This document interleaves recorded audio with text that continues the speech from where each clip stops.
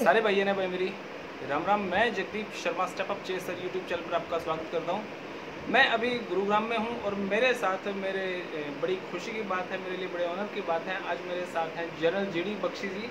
आज कुछ बुक्स के बारे में कुछ विमोचन हुआ है, कुछ बातें हुई हैं। बातें करते हैं कि क्या कुछ विशेषता है। सर जी नमस्कार। बहुत बहुत आभार आपका, आप मेरे सर पास आए। हाँ जी, ये जो सरस्वती सभ्यता है इसके बारे में आप क्या कुछ कहना चाहेंगे? लोगों का कहना है कि यार ये बाहर से आए थे, कुछ लड़ाई झगड़ा हुआ, उसके बारे में आप क्या क्या कुछ कहना है जी? देखिए, जो ये मैंने 2 पुस्तकें बनाई थी, जी। ये है सरस्वती सिविलाइजेशन जी और paradigm shift in ancient Indian history. Okay. ये पहले अंग्रेजी में आई थी, जी अब ये देखिए इसका हिंदी अनुवाद हुआ है जी हिंदी भाषा में, और कन्नड़ भाषा में भी अनुवाद हो गया है। ओके। और धीरे धीरे हम तमाम भारत की भाषाओं में अनुवाद करके इसको फैलाएंगे जी। पूरे भारतवर्ष में।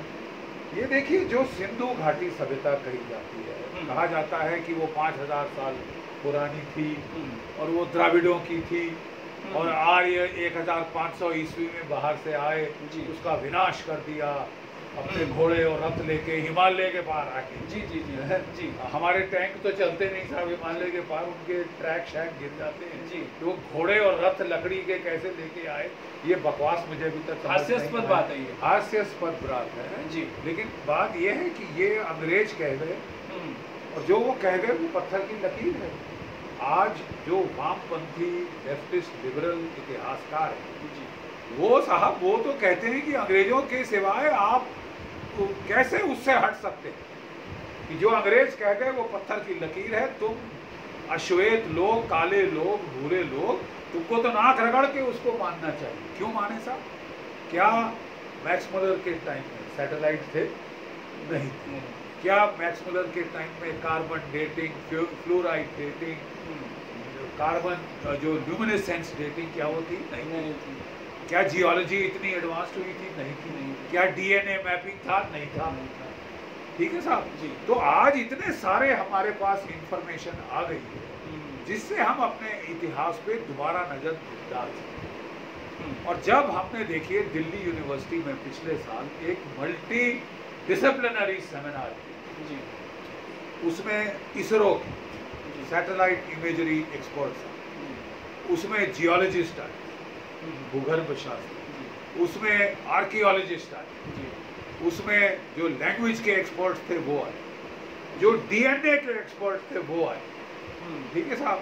और ये सब जब लोग इकट्ठे होकर बैठे और उन्होंने अपने अपने एकेडमिक डिसिप्लिन से बताया सरस्वती के बारे में, तो हम तो साहब हैरान रह गए सुन के कि साहब इतना कुछ नॉलेज है, और हम भी अंग्रेजों का बकवास लिखा हुआ अभी तक जकड़ के बैठे हैं जैसे कि कोई जोक चिपक जाती है किसी के साथ जी। तो अब समय आ गया है कि हम एम्पेरिकल एविडेंस को देखें, साक्ष्य जो हमको मिले हैं उनको देखें, साइंटिफिक एविडेंस जो मिला है उसको देखें। और जो सबसे पहला साइंटिफिक एविडेंस मिला उससे पता चला कि सरस्वती नदी जी, ये है ना जी, सरस्वती नदी जी, ये एक कहानी नहीं थी, किंवदंती नहीं थी, माइथोलॉजी नहीं थी। हमारे सैटेलाइट्स ने सरस्वती नदी का ट्रैक हिमालय से अरब सागर तक पूरा मैप कर दिया। पूरे सैटेलाइट फोटोग्राफ भेजे हैं, 1-1 इंच के। और उसके बाद ये पता चला कि कभी ये नदी 4600 किलोमीटर लंबी, 6 से 8 किलोमीटर चौड़ा पाट, यमुना जी भी इसमें मिलती थी, सतलज भी इसमें मिलती थी, ब्रह्मपुत्र से बड़ी नदी जी। और जो सो कॉल्ड सिंधु घाटी की सभ्यता है जी, उसके 70 से 80% गांव शहर जी सिंधु नदी के किनारे नहीं मिले, सरस्वती नदी के किनारे मिले। और ये सरस्वती नदी हरियाणा से जानते हैं आप जी। देखिए, जब कोई हिंदू का जो है तर्पण करते हैं, जब कोई हिंदू का देहांत होता है जी, उसकी अस्थियां विसर्जन करने जाते हैं जी गंगा जी के किनारे हरिद्वार जी। तर्पण कहाँ होता है? कुरुक्षेत्र में। कुरुक्षेत्र में। और क्यों होता है साहब तर्पण कुरुक्षेत्र में? कौन सी नदी है कुरुक्षेत्र? नदी है नहीं, थी। सरस्वती कुरुक्षेत्र से होकर बैठी, वृषादवती, सरस्वती, इन दो के बीच कुरुक्षेत्र पड़ता है, समझे? और कुरुक्षेत्र का युद्ध वहां हुआ सरस्वती और वृषादवती के बीच में।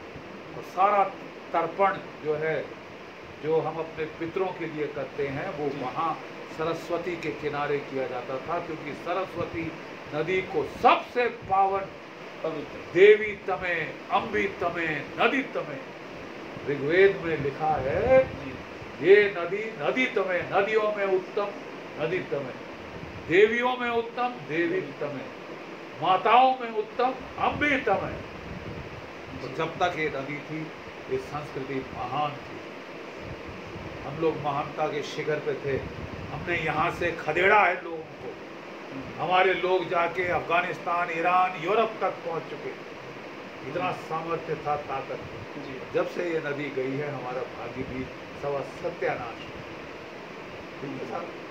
और ये राखीगिरी शहर है, मेरे गांव के पास ही राखीगिरी। वो राखीगिरी सबसे बड़ा शहर था, मोहनजोदारो से बड़ा। हिंदू जो सिंधु सरस्वती सभ्यता, और राखीगिरी बड़ा शहर, और भिराना जी है, और बनवारीवाल, और ये सारे शहर ये हरियाणा के अंदर थे। राजस्थान हरा भरा होता था, जैसे आसाम है। टाइगर मिलते थे राजस्थान में, घने जंगल थे सरस्वती के दोनों ओर। ठीक है साहब। और अगर ये सरस्वती फिर जगेगी तो पूरा रेगिस्तान हरा हो जाएगा। समझ रहे हैं मैं क्या कह रहा हूँ? और अगर राजस्थान हरा हो गया, अरे तो धन्य धान्य लहलाएगा भाई। वही सोने की चिड़िया फिर से चहकेगी। ये है सरस्वती का महत्व। और इसके लिए हमने ये अब लिखा है कि पहले तो अपना इतिहास जान।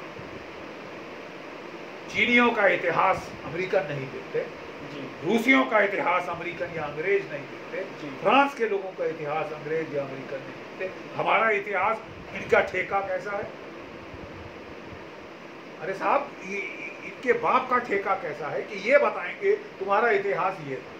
और कब कब बोलेंगे कि साहब 18वीं सदी में मैक्स मुलर कह गए। वो कहते ना, रामचंद्र कह गए सिया से, तो मैक्स मुलर कह गए। और मैक्स मुलर जो कह गए, पत्थर की लकीर है। ऐसे लोगों पे जो अपने देश का इतिहास खुद नहीं अध्ययन कर सकते, खुद नहीं लिख सकते। गुलामी, मानसिक गुलामी। अंग्रेजों के गए 73-74 साल हो गए, लेकिन मानसिक गुलामी की बेड़ियां अभी तक नहीं छूटी है। अभी भी बच्चों को अंग्रेजी स्कूल भेजते हैं पढ़ने के लिए, क्योंकि अपनी भाषा हीन समझते हैं, गिरी भी समझते हैं। सभ्य होना है तो अंग्रेजी बच्चे को बोलनी आनी चाहिए। ये मतलब अभी तक मानसिक आपके ऊपर गुलामी का जो रंग चढ़ा हुआ है, वो नहीं गया साहब। मानसिक गुलामी की बेड़ियां अभी तक नहीं टूटी। और वो जब जब टूटेंगी, जब आप अपना इतिहास खुद लिखोगे, खुद पढ़ोगे, खुद अध्ययन करोगे। क्योंकि आज हमारे पास साइंटिफिक टूल्स, आज हमारे पास सैटेलाइट्स, रॉकेट्स, कार्बन डेटिंग। और कार्बन डेटिंग जब राखीगिरी में की गई, भिराना में की गई, क्या उम्र आई है हमारी सभ्यता की मालूम? कोई अंदाज लगा सकते हैं? 9500 वर्ष पुराना है भिराना का शहर। 9500 ईयर्स ये है इस सभ्यता की उम्र। और उस सभ्यता की जो लिपि है अभी तक अनुवाद नहीं हुआ। लेकिन राखीगिरी, भिराना में, बनवारी और जो हमारे शहर हैं, जो कि सरस्वती नदी के साथ, ठीक है, उनमें बहुत सारी टेराकोटा की, मिट्टी की मूर्तियां, खिलौने में। मिट्टी और खिलौनों की विशेषता क्या है जो मिट्टी की मूर्तियां मिली? जी, यही तो खास है जी। जो मिट्टी की मूर्तियां मिली, औरतों की मूर्तियां मिली, उनके माथे पे बिंदी, उनकी मांग में सिंदूर, उनकी बाजुओं पे चूड़ियां हैं यहाँ तक, जैसे राजस्थान और गुजरात में आजकल डाली जाती है। माथे में बिंदी, आँख में सिंदूर, अपनी माँ को लगाई देखा, चूड़ियां पहने देखा माँ बहनों को। तब से ये प्रथा चली आ रही। वो मूर्तियां मिली हैं योगा के आसनों में, जैसे रामदेव जी आजकल योगा के आसन सिखाते हैं हठ योग के, वो हठ योग की मुद्राओं में मूर्तियां मिली हैं। योगा 9500 साल पहले भी किया पुराना है जी। ध्यान में मूर्ति मिली, ध्यान करते हुए जी। ठीक है। जो हमारे वेदों में लिखा है धीमहि जी, धियो यो नः प्रचोदयात् भर्गो देवस्य धीमहि, जी, हम ध्यान करते हैं जी, तब से वो ध्यान की प्रक्रिया चली आ रही है और आज भी जीवित है। तब से योग की क्रिया चली आ रही है, आज भी सिखाया जा रहा है। रामदेव सिखा रहे हैं हरियाणा में, उसी हरियाणा में जहाँ ये पहले प्रचलित था 10,000 साल 10,000 साल पहले। और कहते हैं कि आर्य बाहर से आए, और कहते हैं आर्य बाहर से आए, लुटेरे थे, चोर थे, उचक्के थे, क्या बकवास है साहब। हुआ ये कि आज से तकरीबन जो है 5,000 वर्ष के भी पूर्व, जो हमारी 3,500 वर्ष पूर्व जी, बड़ा झटका आया भूकंप का। यमुना जी जो पश्चिम की ओर बह रही थी, जी, झटके से शिवालिक में क्रैक पड़ा, जी, ठीक है, जो कि सैटेलाइट से दिखता है। ओके। और वहां से वो मुड़ के गंगा जी में आती है। आधा जो ग्लेशियर का पानी था जी, वो इधर गंगा जी में चला। जी, फिर 2,700 साल पहले दूसरा झटका आया भूकंप का, और इस झटके ने जो सतलज नदी थी, जो पटियाला के ऊपर मिलती थी जी, सरस्वती, और यमुना और सतलज दोनों सरस्वती को पटियाला के 25 किलोमीटर ऊपर मिलती थी, और वहाँ पाट 20 किलोमीटर चौड़ा, 20 किलोमीटर चौड़ा नदी का पाट, महत्तम नदी। और वेदों में 74 श्लोक हैं इस सरस्वती के ऊपर। उसको कहते हैं मदर ऑफ फ्लड्स, कि मतलब बाढ़ की जननी। हे माँ, हम पे कुपित मत होना, हमारे घर नष्ट मत करना। इतनी बड़ी नदी, वो कहते थे कि वो ऐसे दहाड़ती पहाड़ों से आती है जैसे हाथी, और वो पहाड़ों को ऐसे उखाड़ती है जैसे कि एक हाथी कमल फूल को उखाड़ दे। ये नदी का डिस्क्रिप्शन है वेदों में। और जो वेद, सरस्वती की सभ्यता वेदों की सभ्यता, ये आर्य बाहर से नहीं आई। क्योंकि मैक्स मुलर ने जो कहा कि 1500 ईसा पूर्व आर्य बाहर से आई, 1500 ईसा पूर्व सरस्वती पूर्णतः सूख चुकी है। ओके, पूर्णतः सूख चुकी थी। जी, तो जहां पानी की किल्लत हो वहां लोग सर मारने आएंगे बाहर से। अरे यार, आज गंगा जी सूख जाए, बिल्कुल, तो क्या बाहर से लोग मरने आएंगे वहां सही बात पे है। कि साहब ये सही जगह है मरने की? वहां के लोग बाहर भागेंगे दोनों तरफ। और जब सरस्वती जो कि पैरेलल बहती थी सिंधु की, जब वो सूख गई, जो पूर्व पे थे वो गंगा जी की तरफ चले गए, जी, वहां गंगा के मैदान में बस गए। जी, और जो पश्चिम में थे जी, वो अफगानिस्तान होते हुए, ईरान होते हुए यूरोप तक गए। दानुओं की माँ थी। दानव एक जाति थी आर्यों की, असुर एक जाति थी आर्यों की। वो असुर चले गए ईरान, और वहाँ उनको अहुर माजदा सुना है जी, ये जो पारसियों का, जी, अहुरा माजदा, अहुर असुर का वो ह का स बोलते हैं, सोमा का होमा। ओके, सप्त हिंदू को हप्त हिंदू, तभी तो हिंदू नाम पड़ा जी, सिंधु से हिंदू नाम पड़ा। ठीक है साहब, तो मैं बता रहा हूँ कि ये लोग यहाँ से बाहर गए हैं, बाहर से यहाँ कोई नहीं आया साहब, ये लोग यहाँ से बाहर गए। और ये सारा अंग्रेजों का कहा हुआ बकवास, ये महज बकवास, नॉन प्रैक्टिकल, कहीं से कोई प्रूफ ही नहीं था उस बात का। वो ये सच नहीं है। बिकॉज अगर आप साइंटिफिक एविडेंस देखें तो वो कुछ और कहता है। भाई मेरा सीधा सवाल आपसे, कॉमन सेंस, आप चलिए साइंस की बात मत करें जी, कि हम लोग अनपढ़ हैं, गंवार हैं, चलिए कोई बात नहीं जी, है। मैं आपसे एक प्रैक्टिकल सवाल पूछता हूँ, कॉमन सेंस का। जी, एक नदी, महान नदी 6 किलोमीटर चौड़ा पार्ट जिसका था, 8 किलोमीटर, वो सूख गई और जैसलमेर के आगे जमीन के नीचे चली गई। तो वहाँ लोग क्या बाहर से आएंगे या वहाँ के लोग बाहर जाएंगे? वहाँ के लोग जाएंगे। ये सीधा सा मेरा तथ्य है। हम चैलेंज कर रहे हैं, चुनौती दे रहे हैं रुमिल्ला थापर को, इरफान हबीब को जी है, और ये सारे जो लेफ्टिस्ट वामपंथी इतिहासकार हैं जी, कि आइए हमसे डिबेट करें, खुले में डिबेट और तथ्यों के आधार पर डिबेट। हम एविडेंस देंगे, जरा आप अपना एविडेंस दीजिए, चलिए साहब हो जाए। सामने नहीं आने की हिम्मत आज तक नहीं माने कि ये तो साहब आरएसएस के हैं, बख्शी साहब ये हैं, बख्शी साहब वो है, राइट विंग है, ब्लैक विंग। अरे यार तुम विंग को मारो गोली, तुम बात करो, डिस्कशन करो, तथ्यों के आधार पर बात करो। हम तुम्हें सबूत दिखाते हैं सैटेलाइट इमेजरी, हम तुम्हें सबूत दिखाते हैं रेडियो कार्बन डेटिंग, साइंटिफिक जी दिखा सकते हो, सिवाय कि अंग्रेज कह गए। अंग्रेज कह गए तो मरे अंग्रेज मेरी तरफ से, हो गया पश्तून का राज। सही बात है कि the sun will never set on the British Empire। अरे डूब गया, अस्त हो गया, वो सूर्य खत्म हो चुका, ब्रेक्जिट हो रहा है। हम यहाँ तो भारत का सूर्योदय हो रहा। आप कहाँ तक अंग्रेजों के चाटुकार, उनके तलवे अभी भी चाट रहे। ये तो मानसिकता है। ये मानसिकता को बदलने के लिए हम बच्चों के लिए ये नया इतिहास, ये सत्य का इतिहास पेश करना चाहते हैं। सर बहुत बहुत शुक्रिया। हमारे जनरल जी डी बख्शी सिर्फ एक युद्ध के बारे में नहीं, एक फौजियों के बारे में नहीं, इतिहास की भी जानकारी रखते हैं। आज मुझे ये लगा कि मेरे को खुद ये बुक पढ़नी चाहिए, और जो कोई कहे कि यार ये बाहर से आए तो हमारे पास कुछ ऐसा कहने को हो कि भाई वो कैसे है, थोड़ा सा समझाओ तो जरा।